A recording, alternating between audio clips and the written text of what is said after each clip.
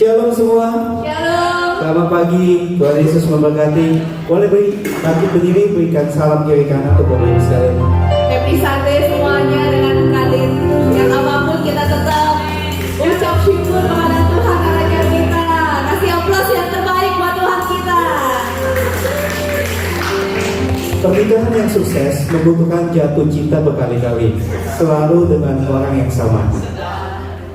Amsal 19 ayat 12 berkata, sifat yang diinginkan pada seseorang ialah kesetiaannya. Lebih baik orang miskin daripada seorang pembohong. Berusaha tetap dan selalu memperhatikan, terbuka, serta menjaga komunikasi yang baik dengan pasangan merupakan bentuk upaya menjaga kesetiaan dan keharmonisan. Bapak Ibu yang dikasih oleh Tuhan, mari pagi hari ini kita beribadah bersama-sama.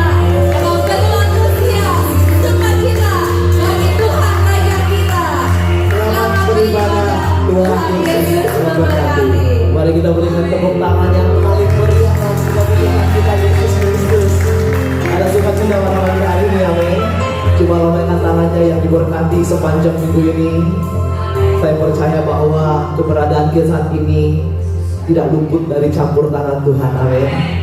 Di nama Tuhan, Bapak Ibu mungkin silakan duduk Bapak Ibu. Sejenak kita tenang di hadapan Tuhan. Mari kita arahkan hati kita, pikiran kita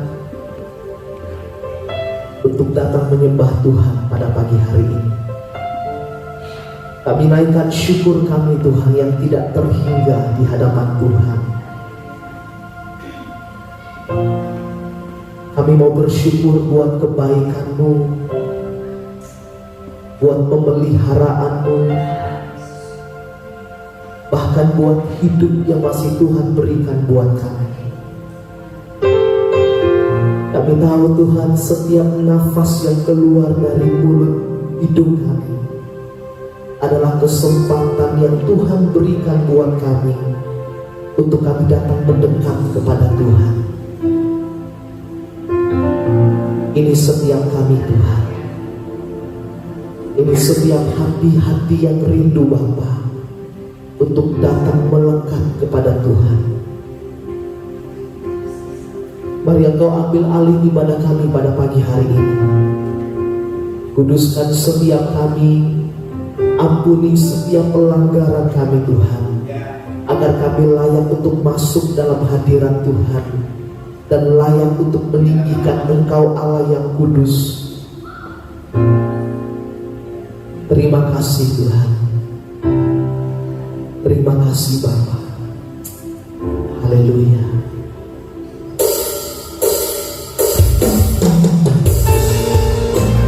Biarlah alam semesta menyembah-Mu Tuhan. Seluruh makhluk ciptaan sujud di hadapan-Mu Bapa.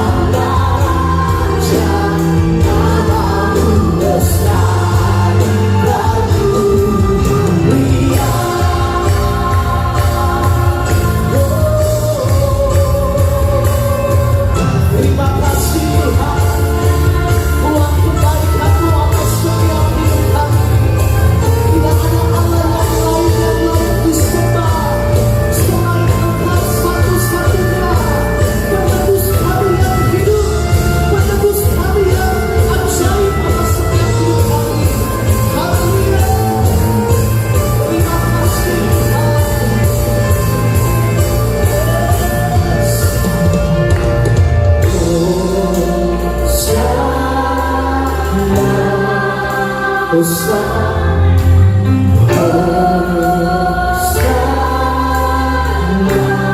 sungguh-sungguh katakan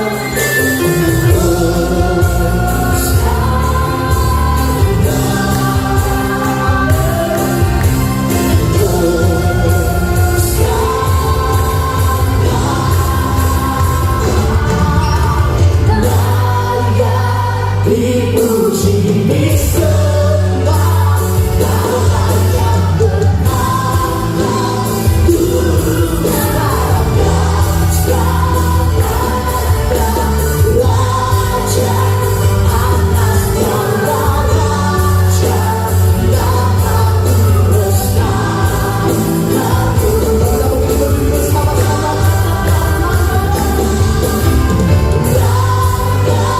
dipuji disembah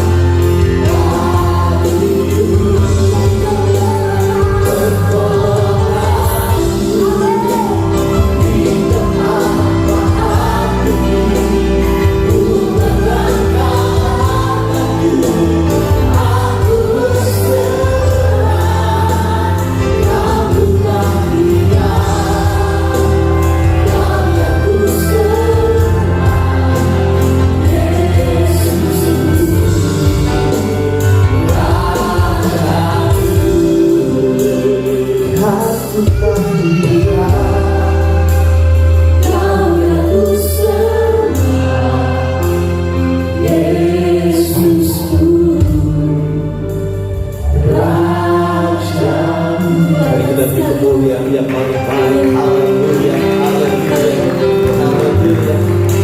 Makasih ya Tuhan, Kau ajaib di dalam setiap kehidupan kami. Pagi ini kami siapkan hati kami untuk mendengar kebenaran firman-Mu yang kami percaya itu akan mengubahkan, memulihkan, bahkan memberikan penghiburan, kekuatan bagi setiap kami yang hadir pada saat ini, baik yang ibadah di tempat ini maupun yang mengikuti ibadah kami secara online. Tuhan, Kau menjangkau, Kau Tuhan yang tidak terbatas atas setiap kehidupan kami. Kami mau percaya firman-Mu itu sungguh memberikan kelegaan bagi setiap kehidupan kami. Hamba-Mu berdoa, kuasa-kuasa yang tidak berkenan di hadapan Tuhan kami tolak di dalam nama Tuhan Yesus. Segala jenis ketakutan, kekhawatiran, kegelisahan kami tolak di dalam nama Tuhan Yesus. Sebab firman-Mu akan menguatkan dan mengokohkan. Oh Tuhan, ajaib dan luar biasa atas setiap kehidupan kami. Terpuji nama-Mu, kami serahkan dalam jam pemberitaan firman Tuhan pagi ini di dalam nama Tuhan Yesus. Semua kita berkata amin. Haleluya. Silakan duduk Bapak Ibu Saudara yang dikasihi Tuhan. Terima kasih untuk teman-teman yang sudah bawa kita dalam pujian dan penyembahan. Haleluya. Mari kita akan melihat dalam Mazmur pasalnya yang ke-9 ayatnya yang ke-11. Mazmur pasalnya yang ke-9 ayatnya yang ke-11. Kita perhatikan sama-sama Mazmur ayatnya yang ke-9 ayat pasalnya yang ke-9 ayatnya yang ke-11. Haleluya. Confess, acknowledge, declare. Kita mau belajar akan hari ini ya. Mazmur 9 ayat yang 11 berkata ini, orang yang mengenal nama-Mu percaya kepada. Ya. Jadi orang yang mengenal nama Tuhan percaya. Ini sebetulnya problem buat setiap anak-anak Tuhan kalau berbicara soal kepercayaan. Kalau kita berkata percaya, kepercayaan itu sebetulnya satu struggling yang besar sekali di dalam kehidupan kita. Ya, banyak kita berkata percaya, tapi sebetulnya kita tidak percaya. Tidak mudah untuk kita berkata kita ini orang yang percaya kepada Tuhan. Ya, misalkan kita berkata percaya sama Tuhan, jangan takut. Ya, jangan takut. Alkitab sampai menulis berapa kali jangan takutnya? Ada yang tahu? Pelajaran lama. Alkitab itu kakaknya sih yang meneliti. Kalau saudara percaya ya, ada kata jangan takut sebanyak 365 kali. Betul ya, Mas Saudara ya? Kita tahu juga, Santiologi harus tahu. 365 kali di Alkitab. Kalau nggak percaya, cari sendiri. Saya sih percaya aja. Ya.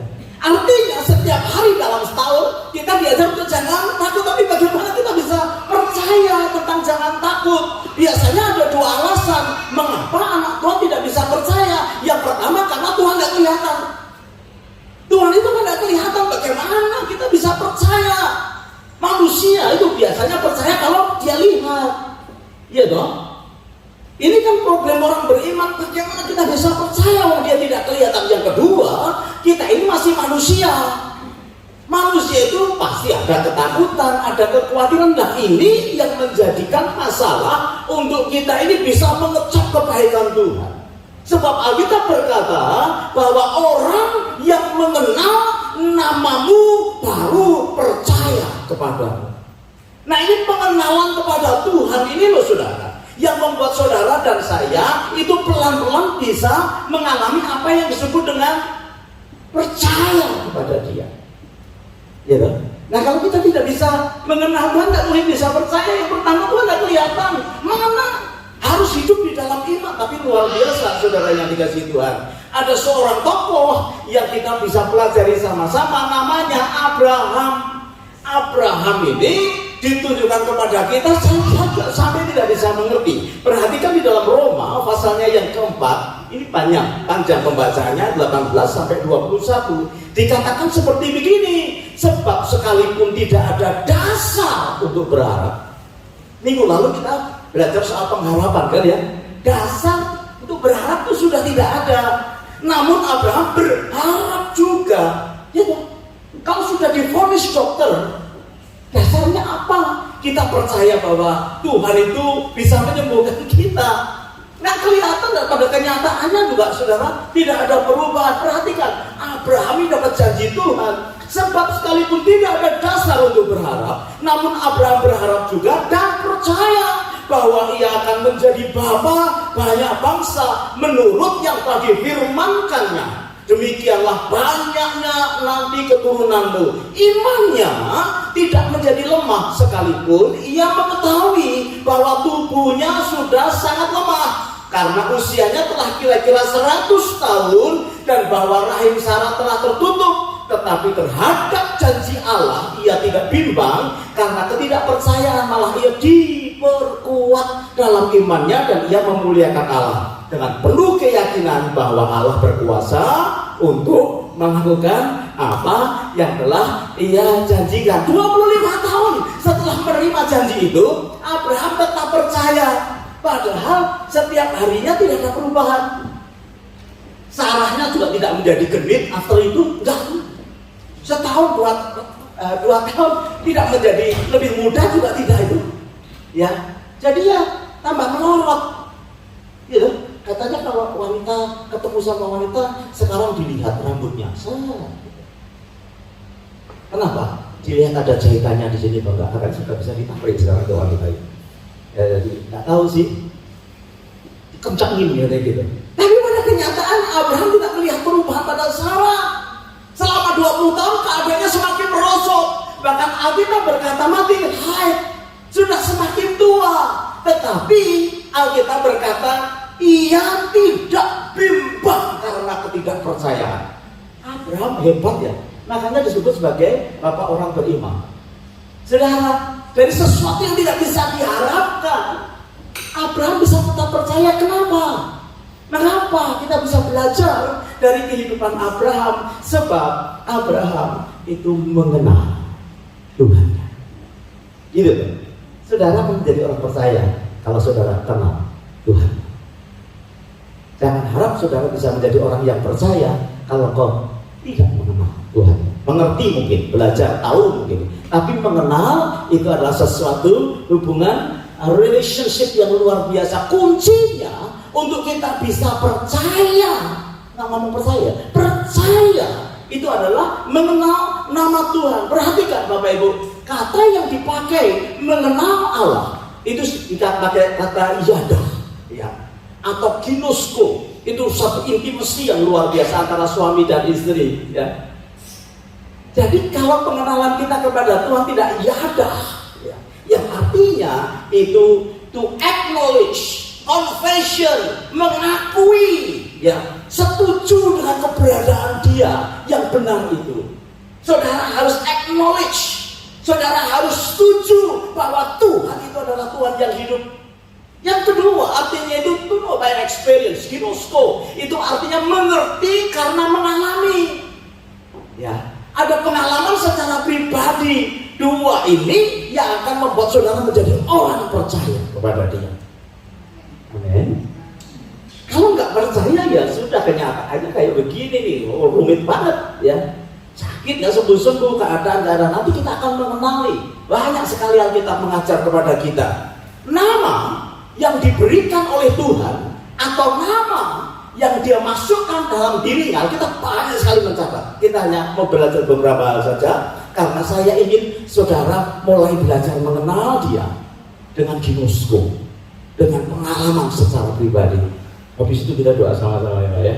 Kita doa sama-sama. Hari ini saya tadi bicara sama tante, nanti waktu nanti ini mamahnya Mary kemarin pulang sama berangkat ke sini sama saya, ya saya. Nanti kalau sungguh-sungguh kita lagi berdoa atau minta apa, ya, lagi didoakan apa gitu ya. Nah, kita akan mengalami experience secara pribadi. Saya berharap ada sesuatu yang terjadi di dalam kehidupan kita. Katakan amin. Ya. Saya juga bilang sama istri saya, punya anggur roti perjamuan kudus nggak? Gitu ya. Oh masih ada. Biasanya kita kehabisan juga ya. Kalau sebelum minggu pertama kita baru mikir. Hari ini kita nanti yang perlu saja, yang mau perjamuan kudus saja bersama dengan saya. Enggak, saya mana? Oh ya. Nanti kita perjamuan kudus sama-sama. Kalau sudah berkata enggak, I'm fine. Nah besok kita apa-apa. Ini bukan minggu pertama. Ini minggu berapa? ketiga. Jadi sebetulnya tidak harus pakai perjamuan kudus. Saya berkata Tuhan kan perjamuan kudusnya kan minggu pertama, enggak, hari ini perjamuan kudus bagi yang perlu. Jadi saya pakai baju ini. Ini baju perjamuan kudus orang yang tidak, ya itu biar kelihatan seperti pastor kan gitu ya. Kita nanti akan alami sama-sama karena saya mau ada acknowledge dari hidup kita, ada experience dalam hidup kita, sehingga saudara mengenal akan Tuhan dan kemudian saudara menjadi orang yang percaya. Karena firman Tuhan tadi berkata di dalam di dalam Mazmur tadi dikatakan orang kalau mengenal Tuhan akan jadi orang yang percaya. Jadi nama yang Tuhan pakai atau Tuhan beri dalam hidup kita. Kalau orang Indonesia kan sembarangan kasih nama biasanya, yang dulu gitu ya. Ketemu sandal gitu namanya anaknya siapa? Sandal. Gitu. Namanya kok sandal? Gitu. Ya karena waktu melahirkan brojol ingat sandal. Gitu. Enak aja nggak ada artinya, banyak yang nggak ada meaningnya. Nama apa gitu ya? Kalau sekarang kalau ditanya kan, wih, namanya siapa? Joyce nih, wih, mesti ada artinya apa sih? Apa? Grace, bisa begitu. Ada artinya kan? Gitu. Kalau punya anak kan sekarang pikir di Google dulu artinya apa, yang bagus-bagus dulu enggak gitu ya. Anak keluar ada sepeda namanya sepeda. Dari Indonesia ya jadi terpaksa kalau jadi Kristen saya baptis saya kasih nama baru. Gitu. Namanya siapa? Yohanes. Yohanes siapa? Yohanes sepeda. Gitu. Kenapa kan? Tapi kalau sudah lahir, orang tuanya luar biasa kasih nama Timotius, kasih nama Daniel. Saya baptis ya nggak kasih nama lagi. Maksudnya kasih nama lagi kecuali minta. Kalau nama lagi tak kasih nama Yunus kan, Timotius, Daniel, Yunus. Wah, kebanyakan ya. Kalau sudah tak ada meaningnya nggak kita kasih nama baptis. Tapi biasanya kalau nggak ada meaningnya sih, ini orang kok namanya kok Bibit. Bibit, namanya Bibit. Ada nggak namanya? Di absen, oh Yohanes Daniel, Bibit gitu loh. Nah, ya tak tambahi masih ya, bukan bibit penyakit, bibit atau David Bibit atau Bibit David, ya gitu lebih bagus kan saudara ya. Nah, Tuhan selalu seperti begitu karena Tuhan itu memandang nama itu adalah karakter atau bisa juga menjadi satu vision. Selalu Tuhan itu kalau memberi nama itu ada artinya. Nah, saudara yang dikasih Tuhan, kita belajar untuk mengenal nama-nama Tuhan. Banyak hal supaya kita bisa mengingat kembali ketika kita menjadi orang percaya. Ya. Nama Tuhan yang cukup terkenal itu kalau Natal namanya Immanuel. Ya. Seringkali kan kita melihat bahwa ada sesuatu yang kita baca di dalam acara-acara Natal namanya siapa? Immanuel, gitu ya. Coba kita melihat di dalam Matius pasal 1 ayatnya yang ke-23. Matius pasalnya 1 ayatnya yang ke-23. Matius 1 ayatnya yang ke-23.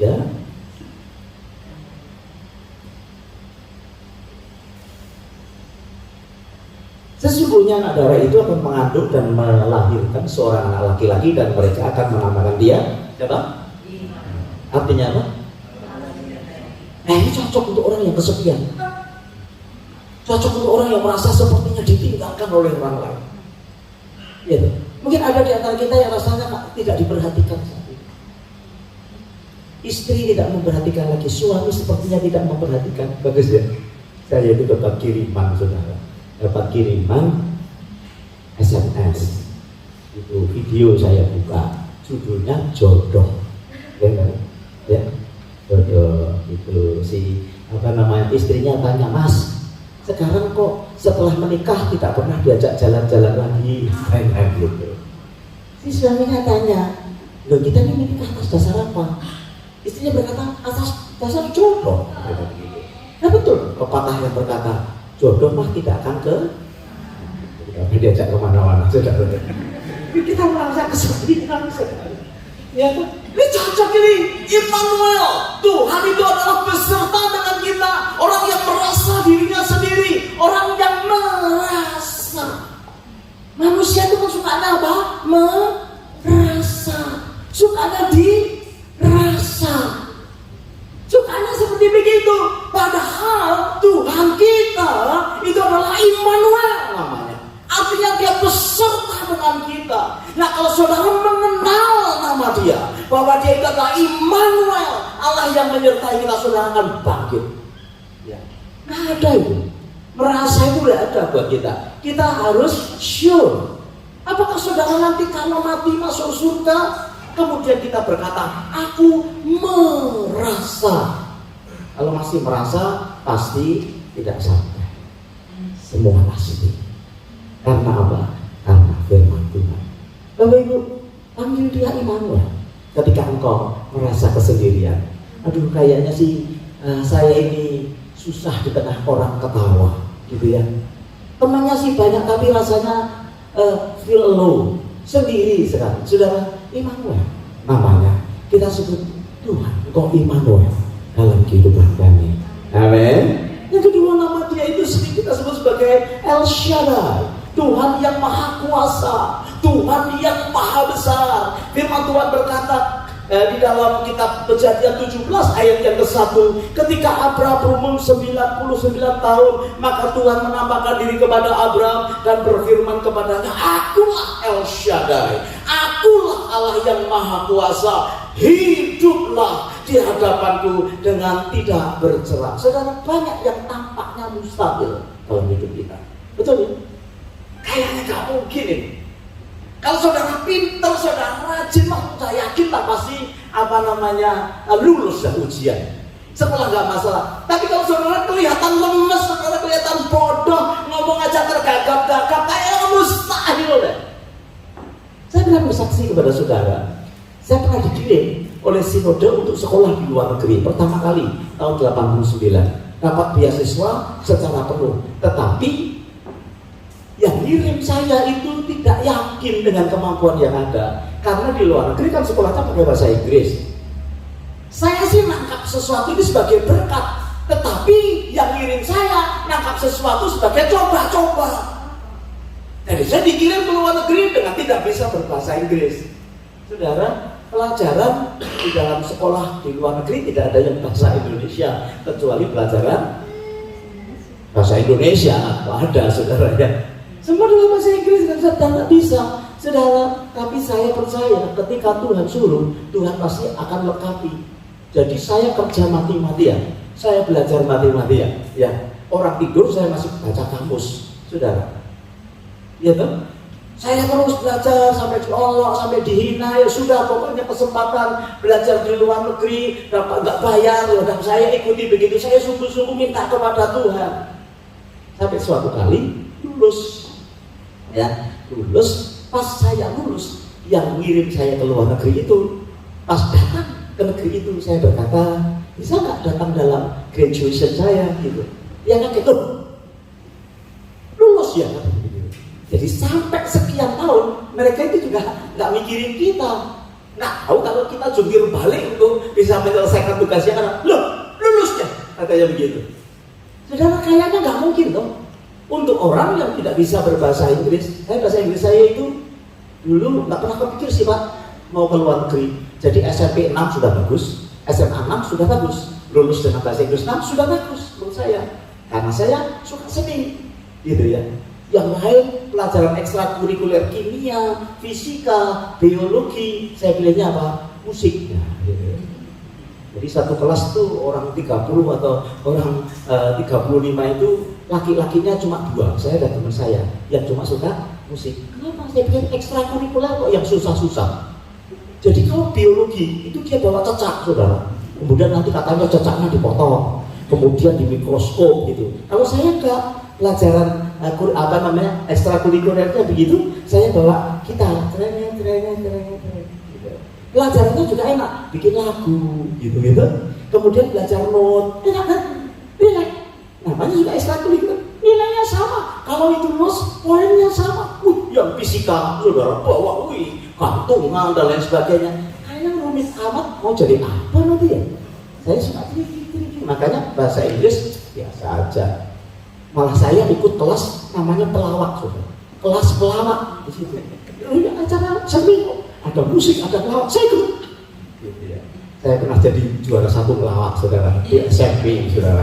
Jadi ya rada lumayan lah ya, sering-sering melawak sedikit. Diajari kalau melawak itu pembukaannya begini, intinya begitu, nanti endingnya begini. Loh, saya lumayan ya.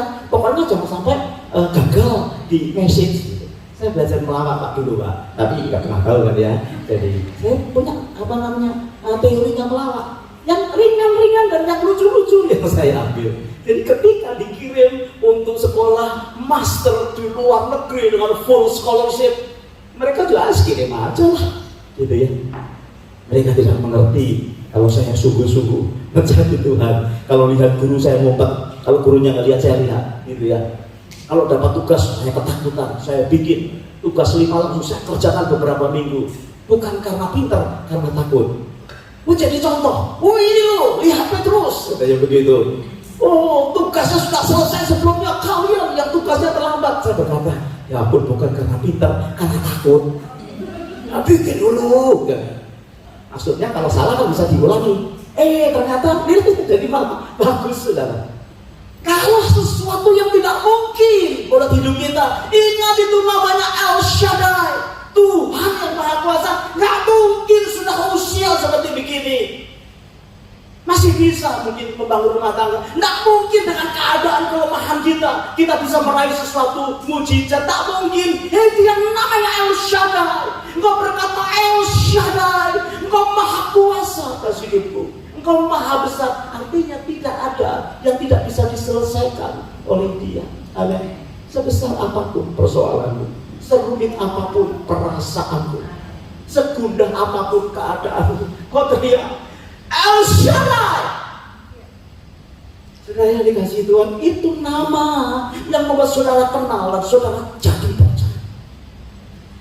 Yang ketiga, dia disebut sebagai Yehova Rafa, Tuhan yang menyembuhkan. 1 Petrus 2 ayat yang ke-24 berkata begini, Ia sendiri telah memikul dosa kita di dalam tubuhnya di kayu salib, sebab kita yang telah mati terhadap dosa hidup untuk kebenaran. Oleh bilur-bilurnya kamu telah sembuh.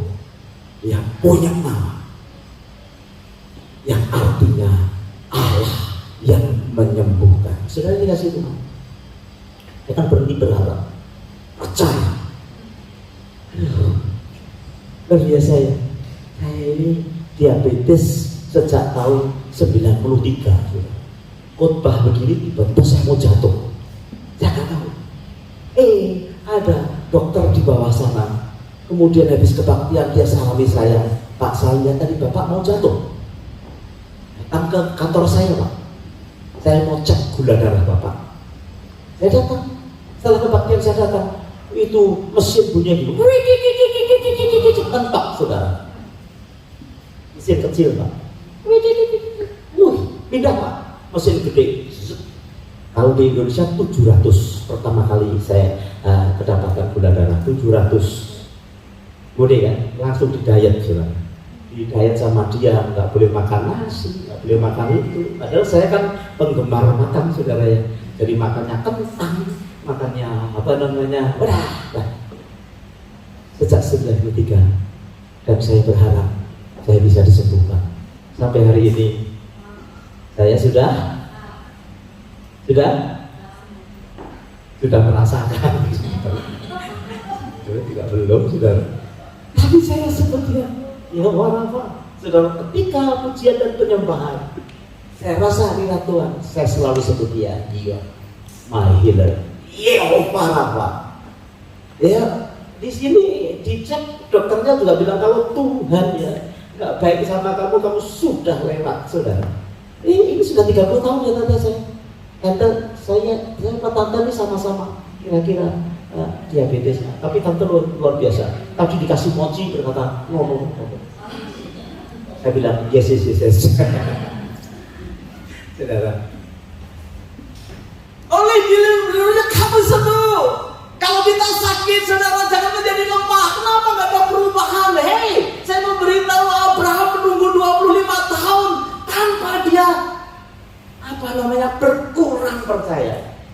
Saya juga nggak akan kecewa sama Tuhan kalau saya meninggalnya karena diabetes. Tapi saya tetap berharap satu kali mungkin akan mengalami seperti aliran setrum kemudian sembuh, makan lebih banyak lagi. Sekarang masih di stop sama polisi saya. Gitu ya. Saya itu suka soda. Teman-teman yang tahu saya selalu kalau masih soda di belakang istri saya. Sudah Pak, soda. Ibu nggak lihat Pak, ibu nggak lihat. Saya masih dikelilingi orang-orang yang mengasihi saya, yang tahu gambaran saya, tahu kesukaan saya. Bapak Ibu yang dikasihi Tuhan, tapi saya sebut Yehova Rafa. Bukannya saya mencobai dia, enggak, saya percaya kalau dia. Itu sebabnya ketika saya berdoa untuk orang sakit, saya berkata, He is a healer. Dia itu Yehova Rafa buat kamu. Walaupun saya belum disembuhkan, tapi saya percaya ketika orang percaya bahwa Yesus itu adalah penyembuh, dia akan disembuhkan. Satu kali ada orang, udah gede kali gitu kan. Tiba-tiba seorang jemaat berkata, bisa didoakan dapat dia? Gitu. Ayo kita doakan. Saya kan nothing tulus, buat saya semua nothing tulus. Karena yang mengerjakan semua adalah Tuhan. Ketika mau mendoakan, suara azan masuk maghrib itu nyorong ke rumahnya dia. Pas saya di depan dia, saya berkata, Ibu, kita berdoa untuk perut ibu. Gitu? Bahwa dalam nama Yesus, Tuhan Yesus itu penyembuh. Ibu percaya? Percaya dalam nama Yesus. Amin.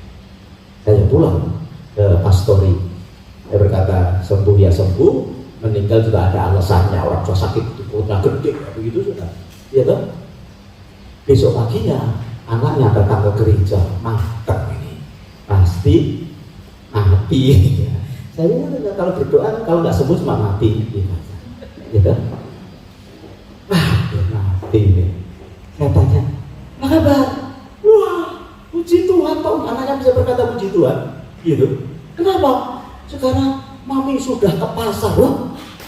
Mami sudah ke pasar, tadi malam kan gede. Iya, habis bapak pulang keluar semua airnya. Wih, keluar semua airnya, sekarang pergi ke pasar. Dan dikasih Tuhan, sederhana bukan? Ketika kita panggil dia Yehova Rafa, kita percaya. Kalau kita mengalami hal itu, saudara, kita akan menjadi orang percaya. Dengan mengenal dia, maka mau disebut orang percaya. Oke? Saya tepuk tangan buat Tuhan kita Yehova Rafa. Ini yang sakit-sakit saat ini kita nanti sebut Yehova Rafa sekenceng-kencengnya ya. Pada waktu kita nanti berdoa bersama-sama. Amin. Ada nama yang lain yang kita perlu kenal, dia disebut sebagai El-Roi. Tuhan yang melihat satu kali Hagar diusir sama Abraham, ya. Dan dia di dalam Kejadian 16 ayat 13 berkata, Engkaulah El-Roi. Engkau itu Tuhan, bukankah di sini kau lihat dia yang telah melihat aku? Kata si Hagar seperti itu. Dia Tuhan yang melihat, Tuhan yang peduli, Tuhan yang tahu keadaan kita, Tuhan yang senantiasa memperhatikan. Ada mata yang melihat dalam hidup kita. Mengapa kita menjadi gelisah, takut dan gentar? Ada El-Roi. Siapa kau El-Roi seperti Hagar? Ketika dia diusir keluar kehausan di padang pasir yang luar biasa, dia haus, dia butuh air, kemudian dia menatap, bukankah engkau El-Roi, Tuhan yang melihat keadaanku, dan Tuhan tolong dia dengan luar biasa. Bapak Ibu yang dikasihi Tuhan, Tuhan kita itu punya nama, dan namanya itu punya arti dalam hidup kita. Ketika engkau mengenal dia, maka engkau disebut orang percaya.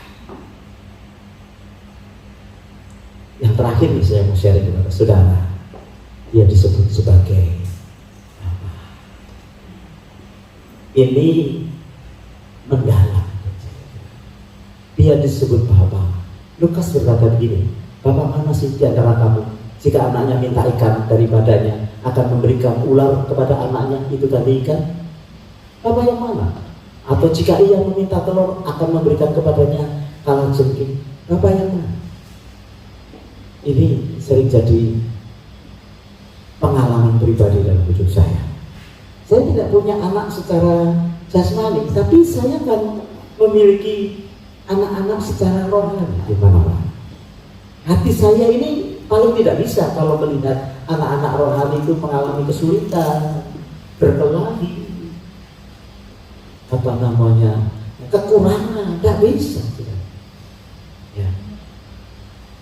Saya doakan setiap hari supaya ada yang berhasil. Kalau ada anak yang tidak punya pekerjaan, ya saya doakan, saya carikan, saya usahakan. Betul ya? Gitu kan? Sering kan saya berpikir, apa jasmani aja kayak begitu kalau sama anaknya. Ada yang kerja keras gitu ya, sudah punya rumah belum? Ya terus mau beli rumah lagi. Nah kenapa? Loh Pak, anak saya 3. Jadi minimal saya harus punya rumah berapa? 4. Satu untuk saya, satu untuk anak nomor 1, nomor 2, nomor 3, nomor 4. Saya tidak mau mati sebelum punya 4 rumah. Wih, luar biasa ya. Hebat ya. Saudara bangga enggak sama bapak seperti itu? Saudara gini, bapak. Adik saya kan baru pulang dari Indonesia ke Amerika. Dia kaget karena dijemput cuma sama anaknya. Anaknya itu padahal rumahnya dia di Los Angeles, anaknya di San Diego. Itu kira-kira 3 jam perjalanan. Hanya dia Navy, saudara. Saya punya keponakan Navy, hati-hati sama saya, saudara. Navy, gitu ya. Dia jemput tapinya 3 jam, mulangin ke rumah kira-kira 20 menit, kemudian pulang lagi 3 jam. Sampai papinya marah. Kamu kenapa jemput saya? Habis mami bilang papi nggak ada yang jemput, katanya gitu. Jadi rupanya ketika dia terbang, istrinya masih di Indonesia, dia teks anaknya, papimu nggak ada yang jemput loh. Dia pergi 3 jam. Kali ini pulang lagi 3 jam. Kenapa saya begitu ya? Karena dia bangga sama papi. Ya, papinya memikirkan dia, papinya menyekolahkan dia, papinya membiayai dia, sehingga dia menjadi seorang yang besar, seorang yang berhasil di dalam studinya. Dan untuk meluangkan waktu 6 jam hanya untuk menjemput dari airport ke rumah, buat dia ringan sekali karena dia tahu siapa papinya. Saudara dikasih Tuhan, kepada Bapak kita di surga juga hal yang sama. Ibadah kita, perlakuan kita kepada Dia akan menjadi ringan dan indah ketika kita tahu bahwa Dia itu adalah Bapa buat kehidupan kita. Tuhan memberikan kekuatan kepada kita. Bapak kita tidak mungkin membiarkan kita dalam keadaan tidak senang. Betul ya? Pernahkah saudara berpikir Bapak kita membiarkan kita pada saat kita ini tidak senang? Bapak kita tidak akan pernah mungkin membuat kita sampai tidak punya rumah. Ya kan? Itulah. Bapak dunia aja berpikir ini anak lemah sekali ya. Dia kerja sungguh-sungguh memberikan rumah. Saudara pernah sebut dia Bapak dengan pemikiran kapan itu kan? Aku punya rumah, ada nggak? Bagi engkau yang belum punya rumah. Ya, pernahkah kita berpikir Bapak kita itu pasti ngasih kita rumah lalu? Ya toh, kan katanya bumi ini hanya tumpuan kakinya, betul? Lalu kalau rumah itu kan bagian kecil, mungkin debu, saudara ya. Mosok memberi debu aja sulit buat kita. Pak Ibu, jangan frustasi, sebut dia Papa, dia Tuhan. Dia yang bisa memberikan kepada kita apa yang menjadi kerinduan hati kita. Dia tahu. Saudara yang sedang mencari pekerjaan, coba kira-kira ada nggak apa-apa? Bapak dunia ini lihat anaknya pelantung munggar nganggur begitu. Adakah yang berkata, sementara kamu di rumah nggak pergi kemana-mana, sampai kumisem, sampai jenggotan di rumah, luntang-luntung sementara? Nggak ada. Dicariin itu kerjaan. Udah gak apa-apa, dimulai dulu dari cleaning service, mulai dulu, atau mungkin dibukakan perusahaan. Wih, luar biasa ya. Ada bapak-bapak itu yang bukain perusahaan buat anak-anaknya. Gak ada bapak yang enjoy anaknya nganggur. Gak ada. Jadi buat kita yang cari pekerjaan, sebut dia sebagai bapak. Ya, kau katakan, pasti kau tahu, kau gak suka aku nganggur kan? Aku bukan nganggur, Bapak. Aku bukan orang yang malas. Aku mau cari. Nanti kan berkatnya itu kayak gitu. Dilimpahkan. Halo, yang sedang mencari pekerjaan, termasuk istri saya. Dia apa? Dia nggak suka kita nganggur. Saudara, apalagi yang sedang dalam kehidupan kita, dalam pergumulan kita, masa depan, dia tidak pernah enjoy melihat saudara nggak ngerti masa depan saudara. Alkitab berkata masa depan yang penuh harapan. Ambil dia Bapak di dalam hidup saudara. Abraham kenal dia karena Alkitab berkata dia adalah sahabat Allah. Dia mengenal itu. Dia tahu siapa sahabatnya. Dia tahu model apa kira-kira yang menjadi Tuhannya gitu. Makanya Ishak diminta, ya serahkan aja saudara. Ya, menurut saya nggak seperti drama sinetron yang seringkali dibuat untuk mengisahkan Abraham dan Ishak berjalan, kemudian dipenuhi dengan keheningan, kemudian anaknya bertanya, apa? Kayu sudah ada, api sudah ada, di mana korbannya? Kan ngomongnya gitu kan? Menurut saya sih enggak. Menurut saya dia ini, karena dia tahu siapa sahabatnya. Ya, mungkin bisa tetap berjalan ngobrol aja, bukan dalam keheningan. Ya, kalaupun tanya juga tanyanya nggak seperti begitu. Tanya, Pak, mana nih dombanya? Korbannya mana? Ya, dia berkata gampang, gitu ya. Karena dia tahu siapa sahabatnya.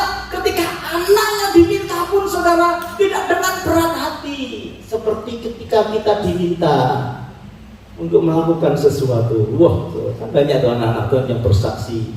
Ketika saya di dalam kesulitan, Tuhan minta ini, aduh dengan berat hati. Karena tidak kenal sama Bapaknya. Saudara, untuk melakukan pekerjaan Tuhan, ketika engkau mengenalkan dia, engkau akan disebut orang percaya. Percaya itu ya percaya. Ada suami istri sudah menikah 10 tahun, 15 tahun, tak pernah percaya sama istrinya, tak pernah percaya sama suaminya. Gak ada penyebabnya sih. Istrinya serong, suaminya serong, punya kenalan yang makanya saudara, please, bulan depan kita akan ada seminar keluarga. Saudara baik-baik, ikuti. Kalau Alkitab berkata kau akan mengalami kebahagiaan kalau ada hidup kebenaran di dalam hidupmu. Rumah tangga itu boleh dikatakan, aduh saya menikah dengan orang yang salah atau apa. Enggak, saudara, itu tipuan iblis. Kalau kau sabar, kalau kau mengerti rencana Tuhan dalam hidup di dalam pernikahan. Pernikahan tidak hanya sekedar seksual, pernikahan tidak hanya sekedar material.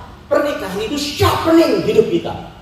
Karena Tuhan akan membentuk hidup kita melalui pasangan kita. Saudara ganti pasangan lagi, ketemu lagi persoalan yang sama. Karena maksudnya Tuhan memberkati pernikahan supaya saudara menjadi segambar dan serupa dengan dia. Don't delay, jangan perpanjang waktumu. Apa yang ada pada hidupmu izinkan Tuhan itu gampang. Kok mitos orang itu gampang. Apa sih mitos?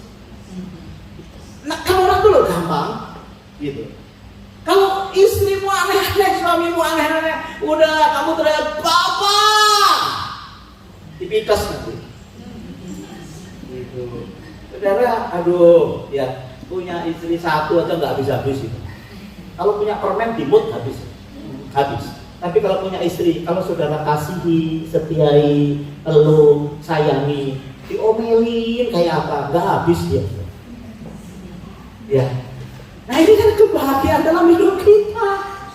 Kalau rencana Tuhan stay pada apa yang ada.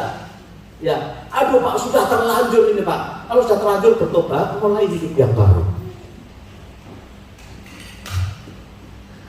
Karena siapa Pak yang tahu kebutuhan kita. Amin Bapak Ibu. Mari kita ingat kembali ya nama-nama Tuhan dalam hidup kita ya.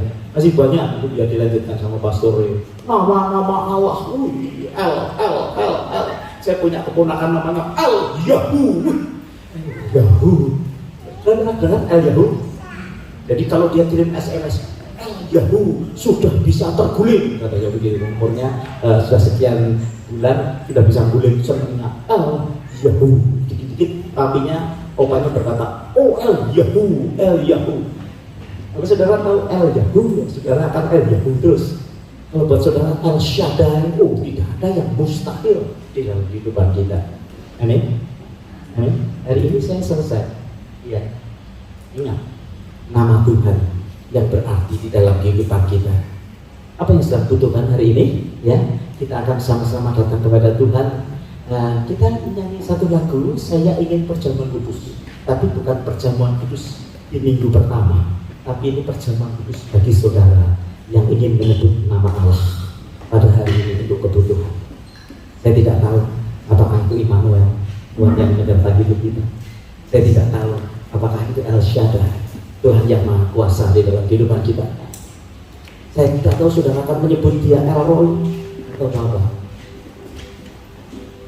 Ya, saudara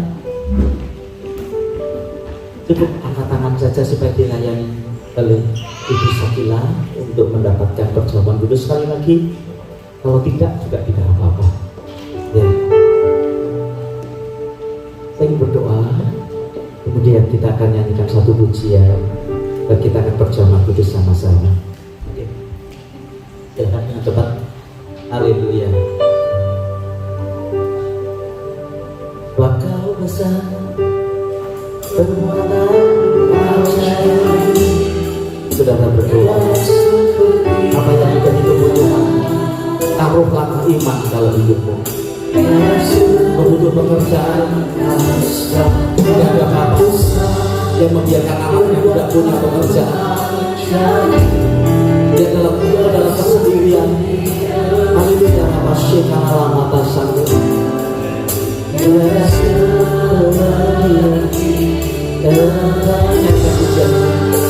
Yang butuh perjamuan kudus bersama dengan saya undang kita akan kembali berdiri sama-sama supaya tempat dilayani. Haleluya. Engkau Tuhan, tiada seperti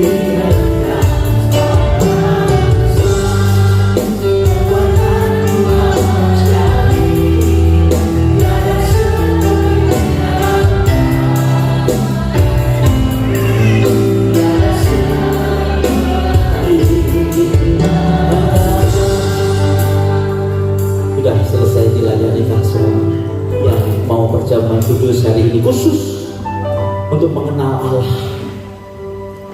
Kita angkat roti kita sama-sama di hadapan Tuhan. Masih ada yang perlu dilayani. Firana lama takasy kanal. Janara lama kasy. Yang masih ingin tapi membutuhkan yang ada. Haleluya. Haleluya. Saya tunggu sampai setiap kita siap bersama-sama. Hirana lama takasa kalian kirana. Kau Immanuel, buat kami yang merasa sendiri. Kau El Shaddai, buat kami yang merasa sepertinya mustahil yang sedang kami hadapi. Kau Yehova Rafa, buat kami yang memerlukan kesembuhan.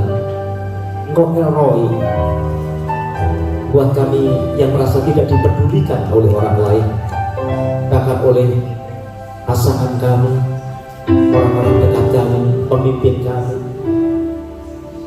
Engkau Bapa buat kami yang saat ini sedang dalam pergumulan yang luar biasa. Aku tahu Engkau juga tidak senang untuk melihat kami dalam kesulitan. Engkau juga tidak terlalu happy kalau kami tidak punya pekerjaan. Engkau juga tidak senang ketika kami putus asa dan masa depan kami. Itu sebabnya kami akan acknowledge Engkau Tuhan. Kami akan confess Engkau Tuhan ya dan amin. Engkau Tuhan yang ajaib dan luar biasa. Dan kami akan deklarasikan setiap kebutuhan kami bahwa Engkau Tuhan pemenuh akan setiap kebutuhan kami. Mari kita angkat roti kita. Dalam nama Tuhan Yesus, kami mau percaya tubuhmu dipecahkan buat setiap kehidupan kami. Dan kami mau terima perjamuan kudus ini. Kami mau makan roti yang ada di dalam nama Tuhan Yesus.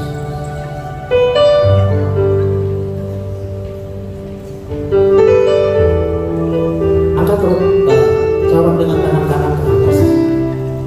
Kami juga berdoa darahmu itu menyucikan setiap kehidupan kami, melayakkan kami untuk menjadi anak-anakmu, sehingga kami bisa berkata, ya Aba, ya Bapa, kami mengenal Engkau. Mari kita minum bersama-sama di dalam nama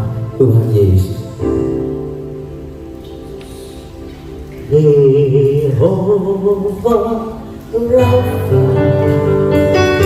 Allah yang menyembuhkan. Jehovah Jireh, Allah yang mencukupi. Jehovah Nissi, panci keselamatan. Jehovah Shalom,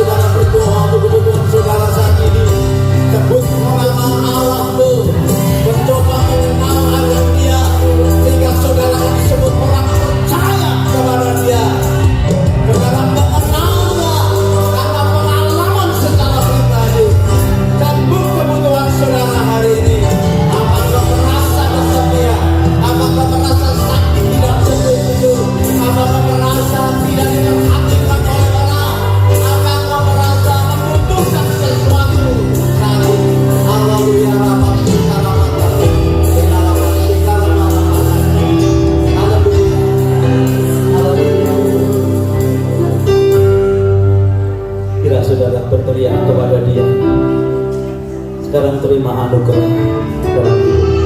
Pulang dengan keyakinan nama itu akan menjadi pengalaman buat hidupmu secara pribadi, sehingga kau disebut sebagai orang-orang percaya karena kau acknowledge dia, karena engkau ginusko mengenal akan dia melalui experience secara pribadi.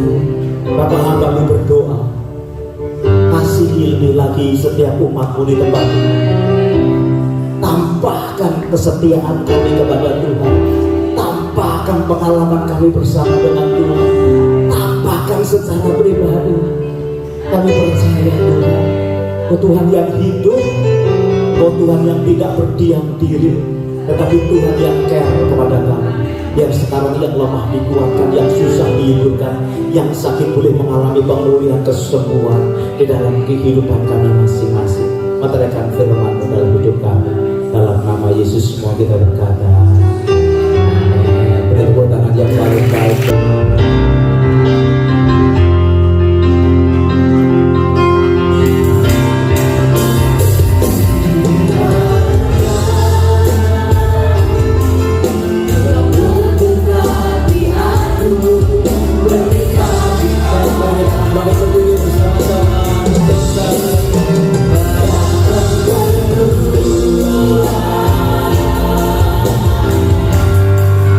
Daerahku